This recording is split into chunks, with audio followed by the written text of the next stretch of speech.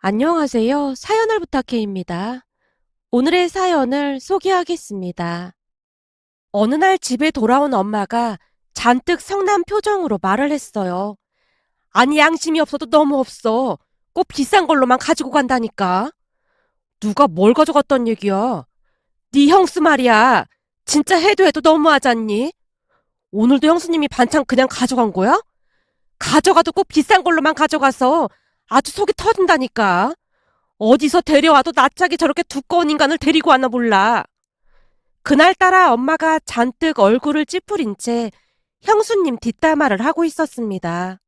우리 엄마는 아주 오래전부터 반찬 가게를 운영하면서 우리 형제를 키웠습니다. 아버지가 일찍 돌아가셨기에 홀로 두 형제를 키워냈어야 했으니 고단한 삶을 살 수밖에 없었습니다.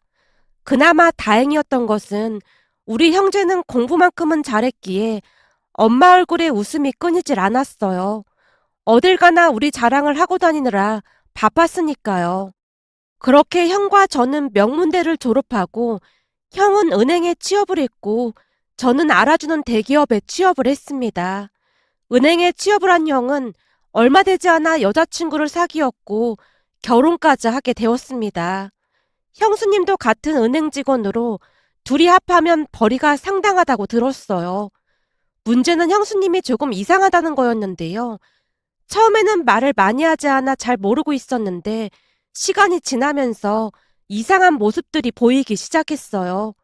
그러니까 이걸 좋게 말하자면 알뜰하다고 할 수 있겠고 나쁘게 말하자면 이기적이었다고 해야 할까요? 그 일은 형과 형수님이 결혼 후 엄마 반찬 가게에 놀러 가면서 시작이 되었습니다. 엄마 입장에서는 형수님이 반찬 가게까지 찾아와 준 게 고맙다 보니 갈 때마다 반찬 몇 개를 챙겨준 모양이었어요. 그렇게 올 때마다 몇 번 챙겨줬었는데 나중에는 수시로 찾아와서 몇만 원어치 반찬을 묻지도 않고 검은 봉투에 담아서 그냥 막 들고 가기 일쑤였답니다. 물론 엄마도 처음에는 좋은 마음으로 반찬을 주긴 했다는데요. 시간이 지나면 지날수록 너무나 뻔뻔하게 반찬을 가져가는 모습에 엄마도 짜증을 내기 시작했어요. 언제부터인가는 퇴근 시간만 되면 의뢰 엄마 가게에 들러서 반찬을 들고 갔으니까요. 거기다 그냥 조용히 들고 가면 그나마 괜찮았을 텐데 형수님은 항상 상처가 되는 말을 하곤 했습니다. 어머님, 어제 가져간 갈치조림이 조금 짠 것 같더라고요. 요즘은 짠 음식 싫어하니까 신경 좀 써주세요. 이상하다. 우리 단골 고객들은 다들 맛있다고 하던데. 그건 그냥 듣기 좋으라고 하는 소리예요. 그런 사람들 말 다 믿으면 안 된다니까요. 그리고 장조림에 들어가는 소고기 한우 맞는 거죠? 저 이런 거 엄청 예민하거든요. 그렇게 불만이면 돈 내고 반찬을 사 먹던지. 공짜로 먹으면서 무슨 말이 그렇게 많아? 순간 엄마도 욱한 채 형수님에게 잔소리를 했던 모양이었어요. 하지만 형수님이 적반하장이더랍니다.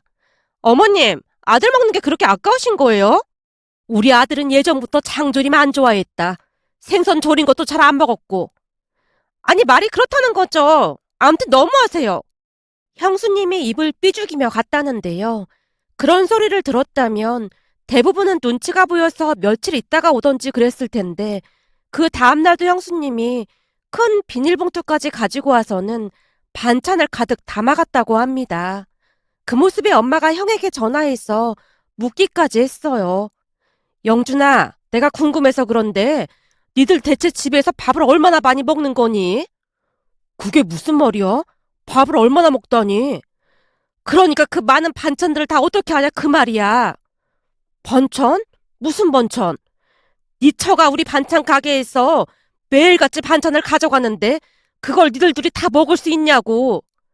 내가 알기로는 장모님께도 반찬 가져다 드리는 것 같던데. 뭐? 사돈 양반한테 그걸 왜 가져다 줘?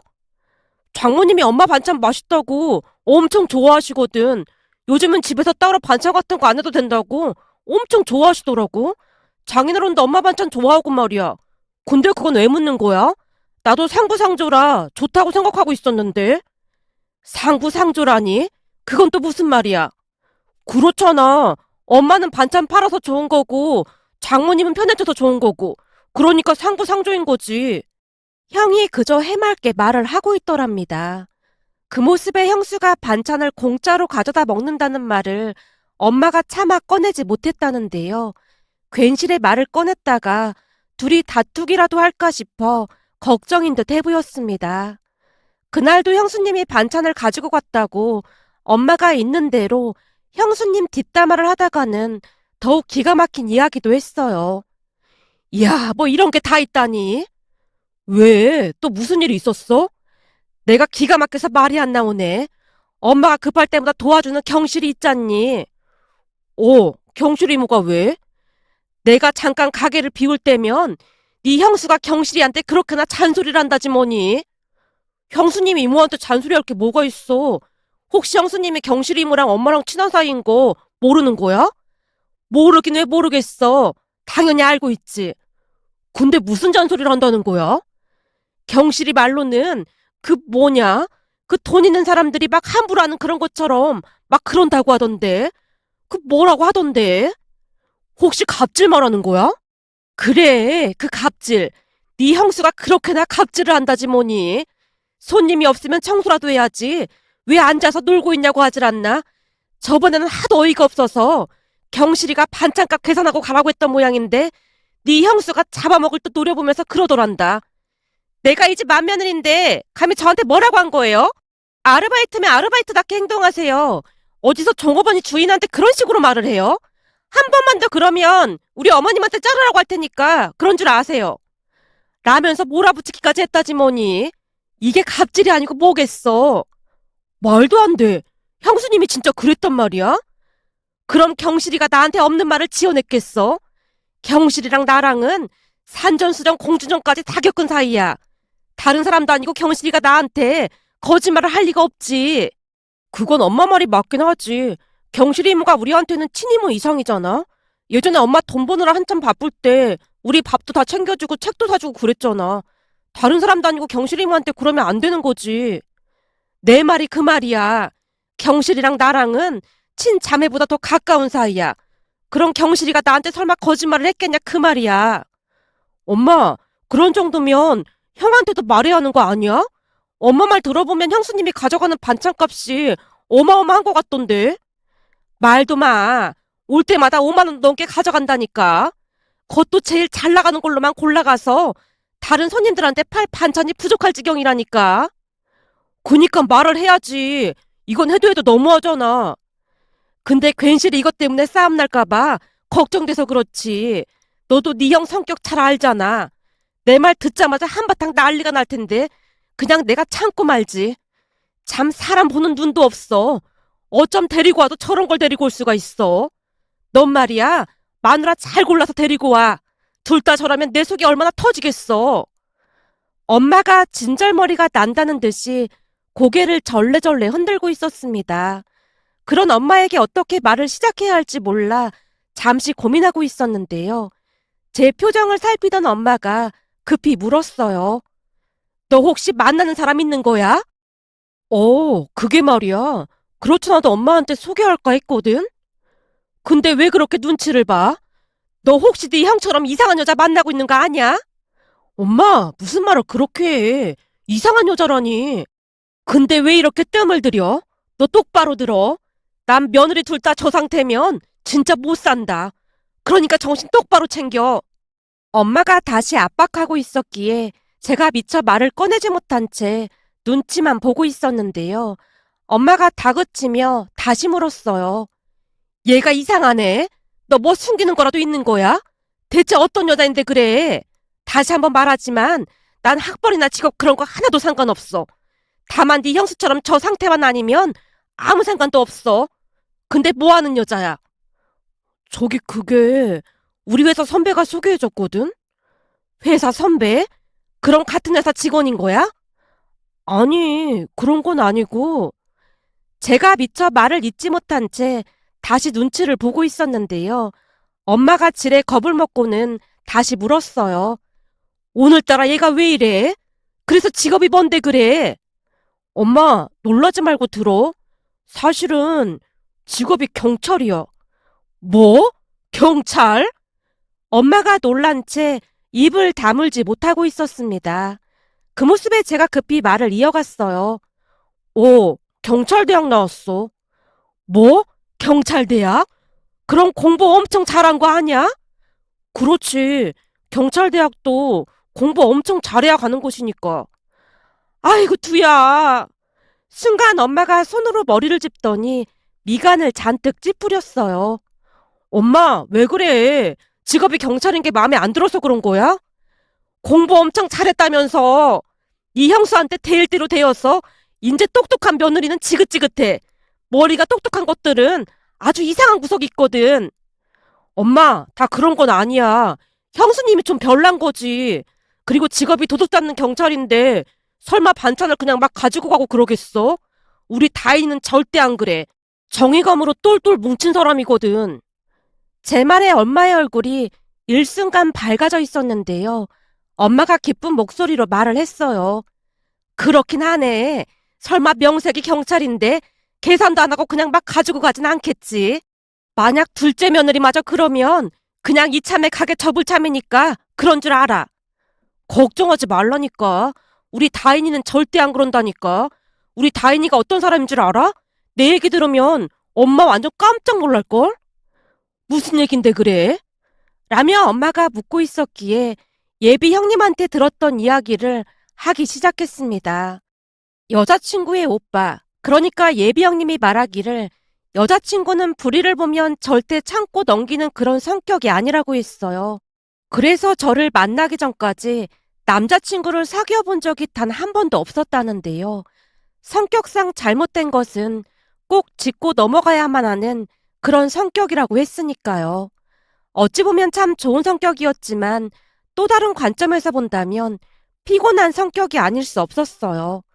그래서 예비 형님이 제게 여동생을 소개해주면서 약간은 걱정을 했지만 그와는 정반대로 제 성격은 워낙 느긋하고 배려심이 많은 편이었기에 우리는 생각보다 훨씬 더 잘 맞았습니다. 평소 저는 성격 좋다는 소리를 많이 듣긴 했지만 어찌 보면 우유부단한 면도 많았기에 모든 면에서 똑부러지는 여자친구가 멋져 보이기도 했거든요. 예비 형님에게 듣기로는 형님의 아내분이 신우이를 참 많이 좋아한다고 했어요. 그 이유를 듣다가 놀라서 기절할 뻔했답니다. 예비 형님 말에 의하면 형님의 어머님 성격이 어마어마했다는데요. 한마디로 TV에서나 볼 수 있는 그런 악독한 시어머니 스타일이었다고 합니다. 어찌나 악독했던지 예비 형님 아내분이 한참 동안 결혼을 망설일 정도였답니다. 그렇게 결혼 후에도 만행은 끝이 없었다는데요.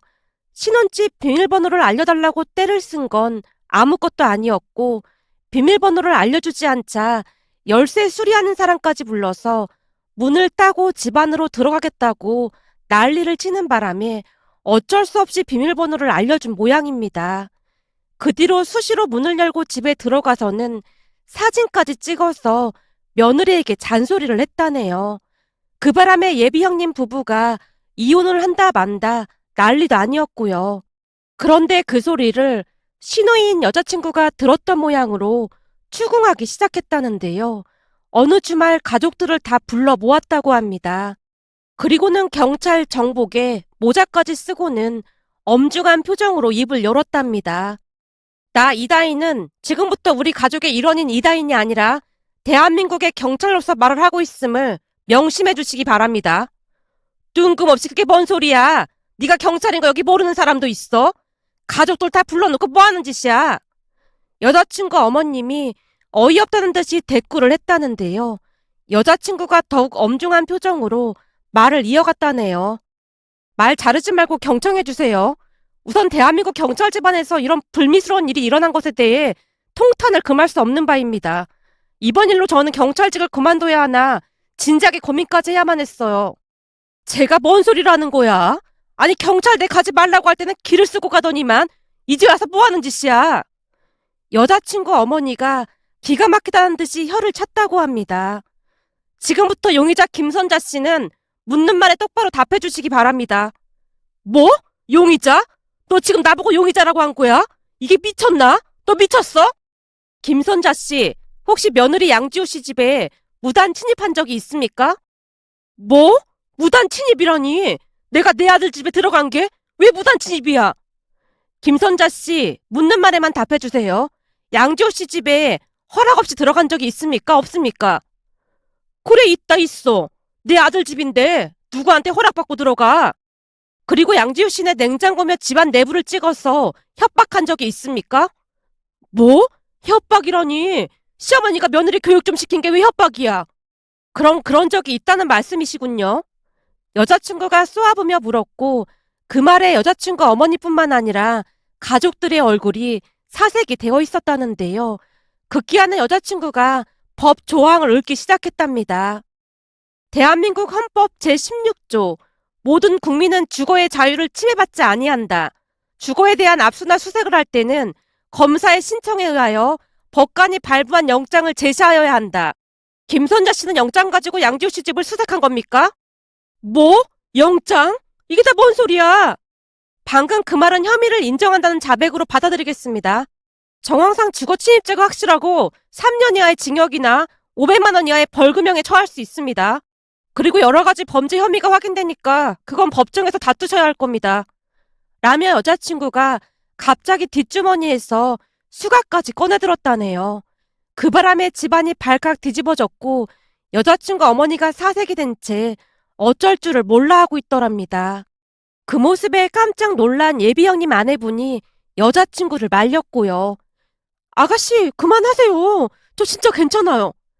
양지호 씨, 정의가 살아있다는 걸 반드시 보여줘야 합니다. 그리고 양지호 씨는 지금 정신과 치료까지 받고 있잖아요. 저는 그냥 어머니께서 연락 없이 찾아오지 않고 미안했다는 말 한마디만 해주시면 따로 문제 삼고 싶지 않습니다. 그 말에 여자친구가 어머니를 노려보며 말했다네요. 김선자 씨, 양지호 씨 말 들으셨죠? 법대로 할까요? 아님 사과를 하시겠습니까? 근데 너 진짜 내 손목에 수갑 채울 건 아니지? 대한민국 경찰은 범죄자와 타협하지 않습니다. 여자친구가 정색을 한 채 말을 했다는데요.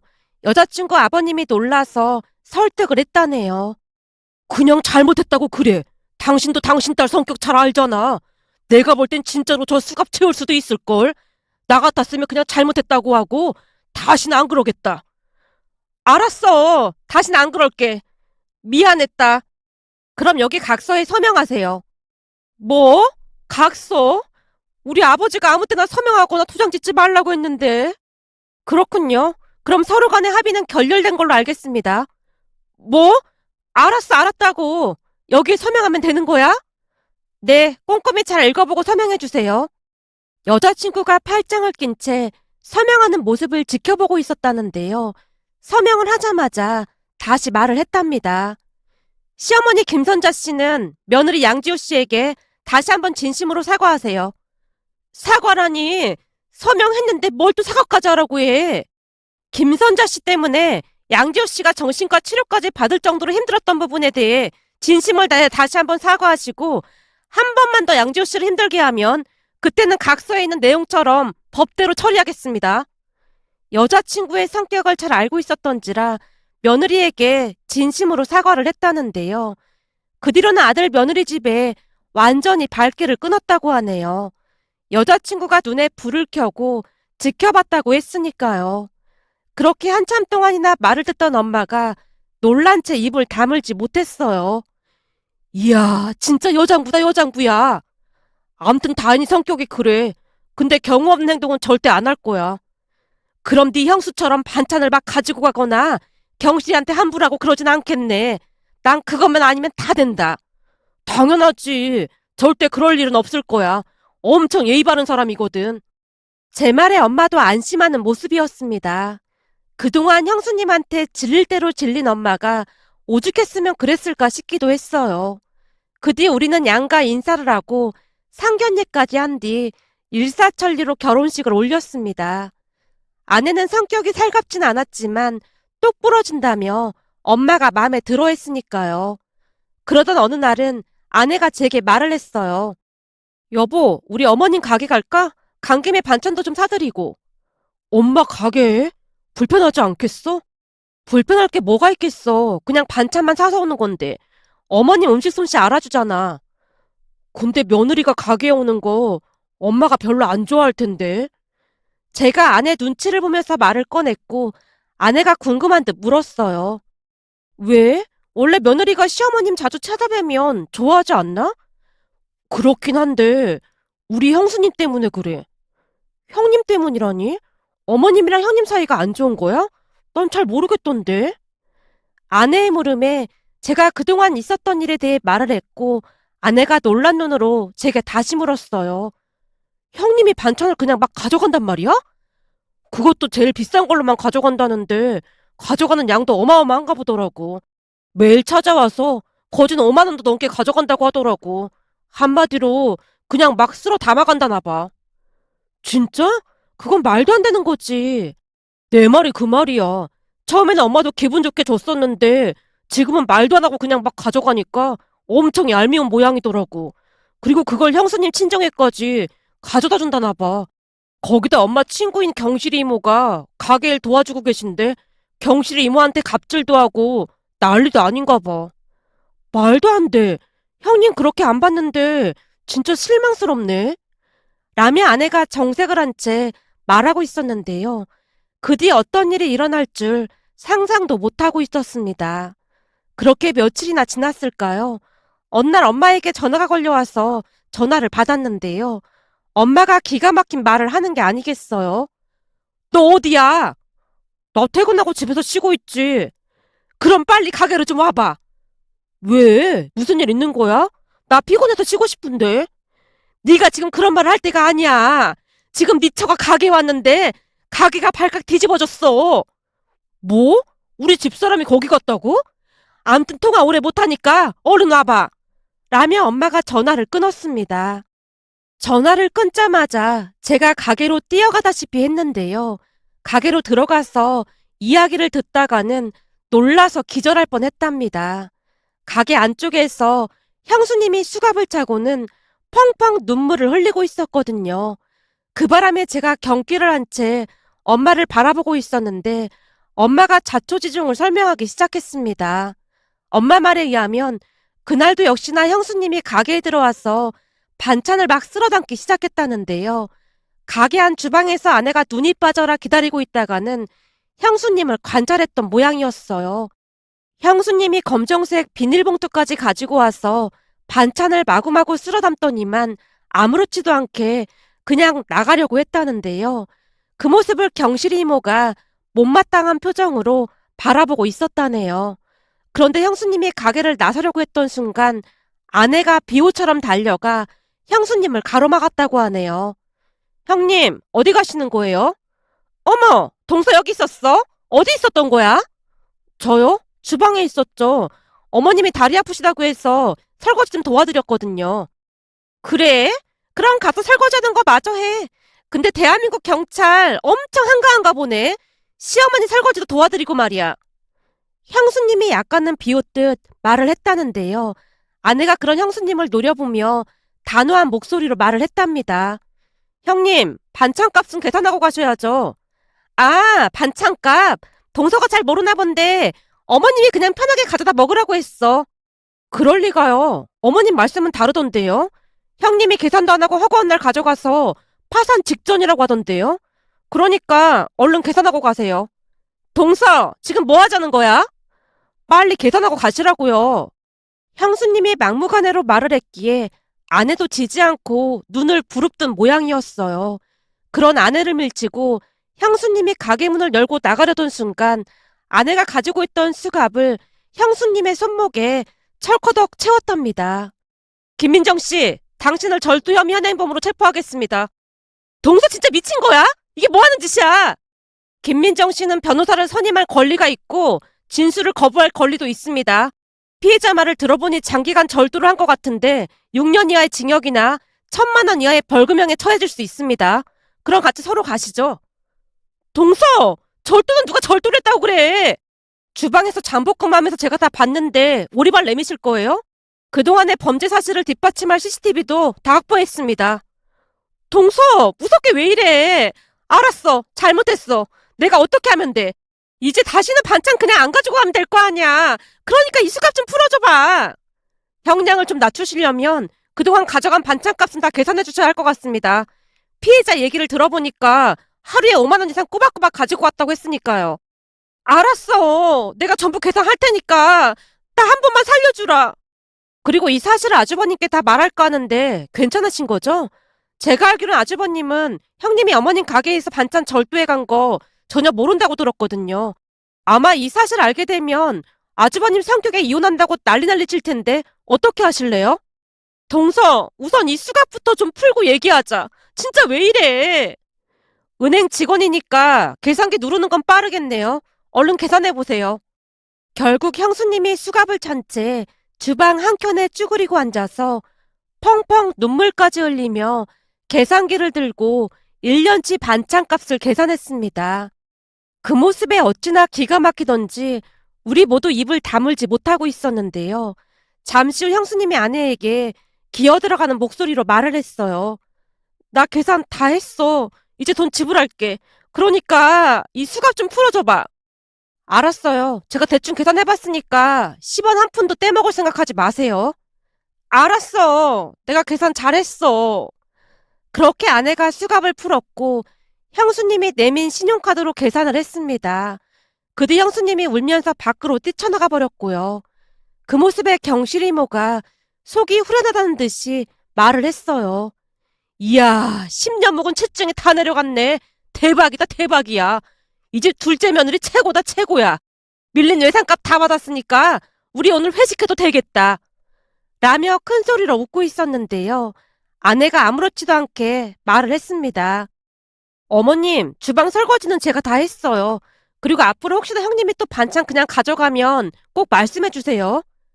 설거지는 뭐하러 했어? 내가 하면 되는데. 형님 기다리는데 딱히 할 일이 없어서 했어요.